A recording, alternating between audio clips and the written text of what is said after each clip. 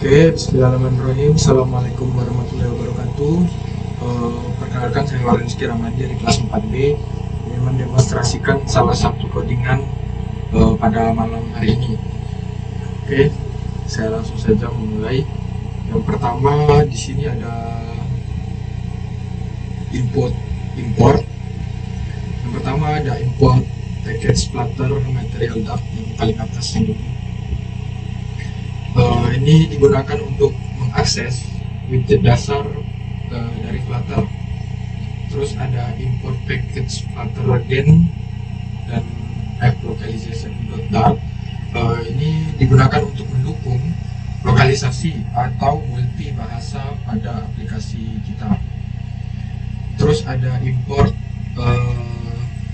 package Flutter yang Flutter underscore localization.dart. Ini digunakan untuk mendukung lokal Flutter seperti teks dan format tanggal. Terus ada import package percent indikator, digunakan untuk menampilkan indikator persentase berbentuk lingkaran. Dan di sini ada import package productivity timernya yang di settings.dart. Itu digunakan untuk mengimpor file settings.dart-nya yang mungkin berisi logika perhitungan waktu. Selanjutnya ada productivity timernya yang bagian timer model.dart. Ini digunakan untuk mengimpor model waktu yang digunakan dalam aplikasi. Dan terakhir ada package productivity timernya yang widget.darts. Itu untuk mengimpor widget custom yang dibuat di file lain. Nah, selanjutnya ada kode const. Ini adalah konstanta digunakan untuk mendefinisikan tema terang dan gelap yang akan diterapkan pada aplikasi. Selanjutnya ada navigation service ini. Terus ada bagian yang void mainnya. Terus ini adalah fungsi utama yang digunakan untuk menjalankan aplikasi flutter.run app-nya. Dan ini memulai aplikasi dengan my app sebagai root widget. Terus ada beberapa class my app-nya atau kelas my app. Di sini ada yang my app extends stateless widget. Yang ini adalah widget utama dari aplikasinya. Terus ada theme providernya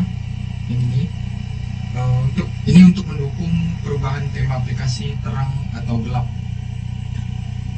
Terus ada material app-nya yang ini digunakan sebagai root dari aplikasinya dan bisa mendefinisikan pengaturan tema, lokalisasi, dan layar awal, atau bisa kita gunakan home, cons, timer homepage, kira-kira seperti itu.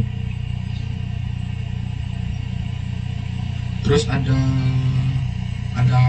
class timer homepage-nya atau kelas timer homepage-nya, dan timer homepage yang ini juga itu untuk menyediakan layar utama untuk aplikasi yang memanfaatkan timer untuk pengaturan produktivitas. Dan yang ini yang ada underscore-nya itu adalah statement terkait dengan timer homepage-nya sendiri dan mengelola logika serta UI dari timernya itu sendiri. Selanjutnya ada variabel dan konstanta dalam timer homepage-nya.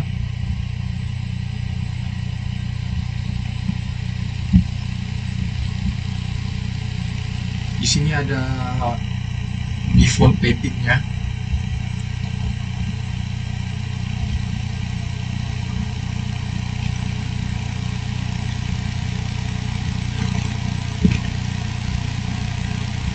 Nah, mungkin yang ini. Nah, ini default padding-nya. Ini untuk menentukan padding default untuk elemen UI-nya. Terus ada menu items.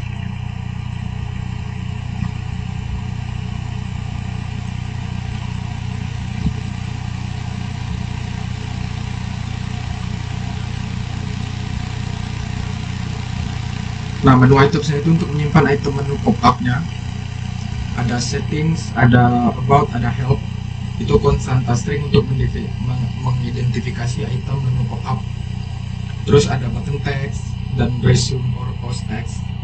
Itu untuk mengelola teks pada tombol resume atau pause yang berubah sesuai dengan status timer. Di sini terus ada widget build atau build konteksnya. Itu merupakan metode utama yang membangun tampilan UI dari halaman ini. Terus menggunakan app bar dengan menu pop-up untuk pengaturan centang dan bantuan. Stream buildernya digunakan untuk mendengarkan stream dari timer dan menampilkan sisa waktu menggunakan circular percent indikator. Nah, timer ini diatur menggunakan instance dari countdown timer. Lokalisasi digunakan di suatu aplikasi untuk menampilkan teks sesuai dengan bahasa yang dipilih, misalnya word, short break, atau long break.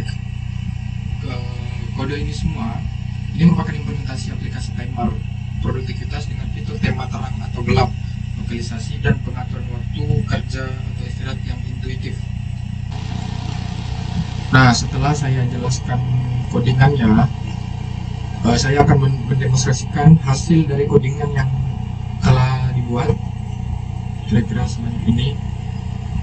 Nah, dia akan menjadi seperti ini. Nah, ini adalah tampilannya. Di sini pertama ada fitur work. Fitur work ini adalah untuk memulai timer yang akan kita gunakan. Dan di sini waktunya sudah berjalan.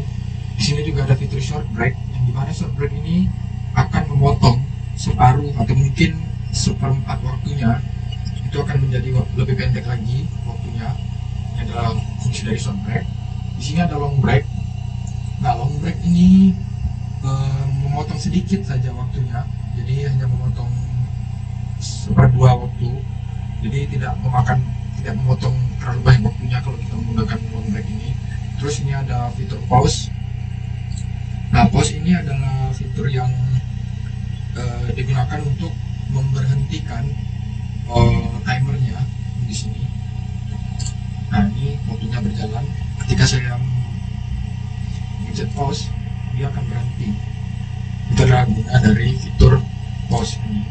Di sini ada fitur reset, yang dimana kita tahu reset sendiri fiturnya untuk memulai ulang timernya. Jadi setelah kita memencet reset, itu kita harus mencet work lagi supaya timernya itu akan berjalan lagi. Jadi ketika saya mencet work, atau mungkin saya ingin short break kan, jadi sudah pendek lagi karena mungkin terlalu pendek, jadi saya harus reset lagi.